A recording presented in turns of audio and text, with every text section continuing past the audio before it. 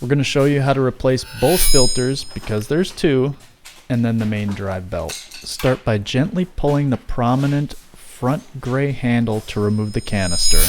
There is a rear release valve, but it tends to lose opening power over time, so I unlatched the latch with a flathead screwdriver to empty the waste.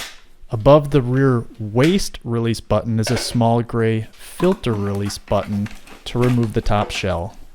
Gently lift out the old filter, DCF 21, thank you, and replace it with a new one. Attach the top shell over the canister's front lip and it should snap right into place. Now let's turn our attention to the lower Hepa filter. Lift the concealed black release button and the cap will pop right off. Using the miniature handle, remove that old Hepa filter and replace it with a new one. Now you can snap both the cap and the canister back on.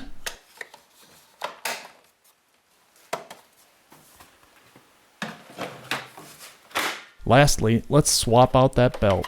This vacuum has 4 screws, some will only have 3. Using a Phillips head screwdriver, we'll pull them all out.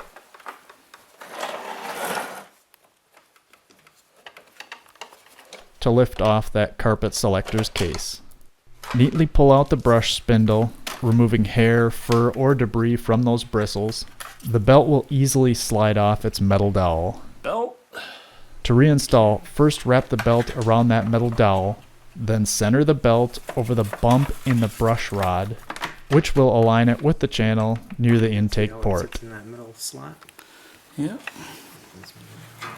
Rotate it a couple times to verify that it's in the correct location. It should spin relatively smoothly, and then reassemble.